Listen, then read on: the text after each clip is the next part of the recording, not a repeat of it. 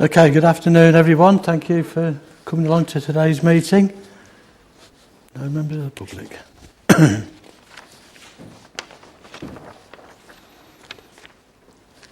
Move on to item number 1, the evacuation procedure. I think we all know that. There's no members of the public here.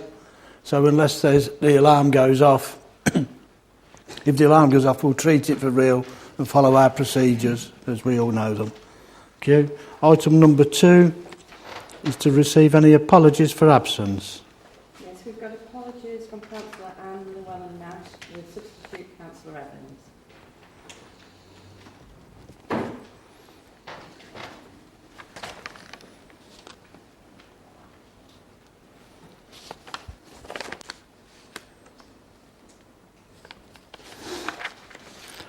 Item 3 is to confirm the minutes of the meeting on the 18th of February.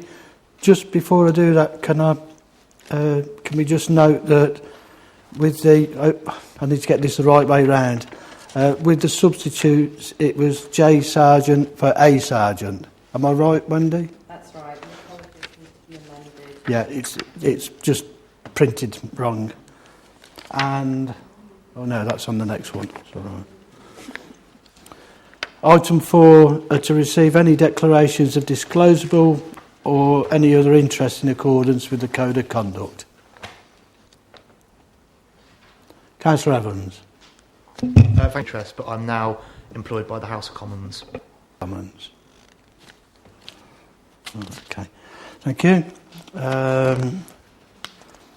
Item number 5, any declarations of contact? None. Which then takes us on to... oh, sorry, Councillor Longdon.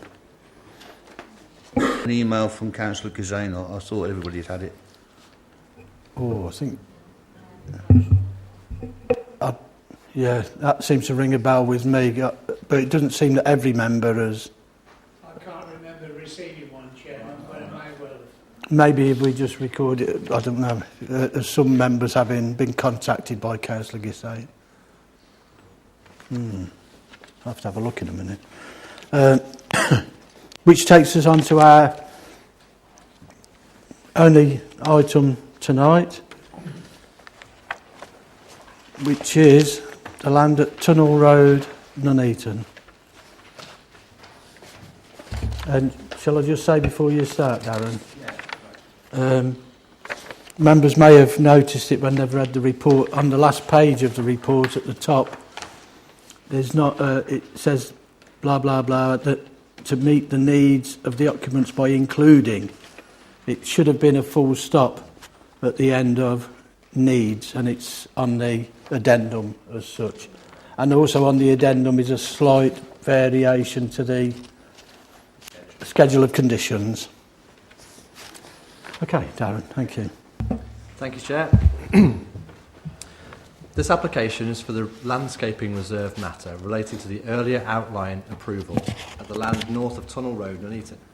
Members may recall that the outline gained permission via the Planning Inspectorate back in 2017, and then the subsequent approval of reserve matters to that outline took place later that year. Since the approval of the landscaping reserve matter back in 2017, the proposals have changed slightly in regard to landscaping, following the comments from the Parks team during the approval of the landscaping conditions attached to that outline. This has necessitated a resubmission of the landscaping reserve matter, which is what we're now considering. The site contains a number of mature hedgerows which divide the site and are interspersed with trees.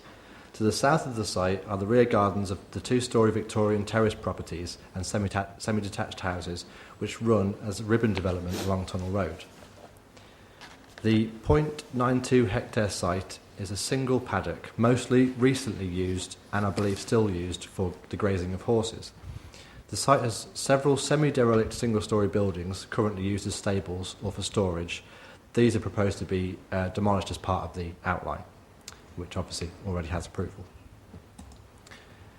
The key issues to consider in this development is the appropriateness of the landscaping.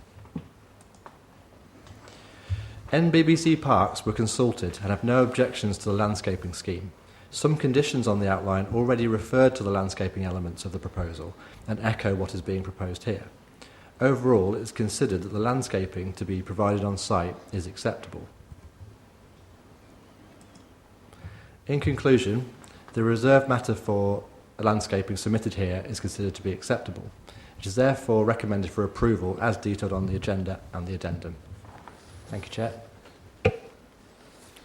Okay, thank you. Just before we get into it, I've just had a quick look, and Councillor Gissane did send an email to all members of the Planning Committee.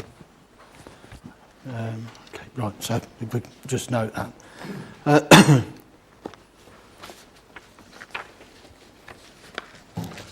Okay, thanks, Darren. Can I move the recommendation as printed, which is to grant planning permission subject to the conditions printed and the variation on the addendum? Is that seconded? Thank you. Any member? Councillor Longdon? I think that the planting has to be the low-level stuff for the splayed entrances, but it doesn't look on the plan that we've got, the printed plan, or that on there, that there are any splays.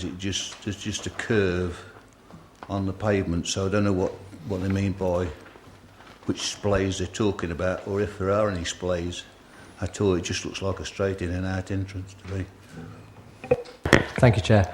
So the visibility splays that they're referring to are those to access the driveways for the dwellings. They're not shown on this plan, but they're always measured the same way, which is 2.4 metres out, and then there's an X and Y distance left and right. So they're within those splays, which are for the developer to calculate essentially. That's where the low-level planting should be. And realistically, those parts, as shown on the plan, are part of the amenity grassland space. So it's just going to be basically lawns, domestic lawns, which would be in that area. Sorry, thank you, Chair.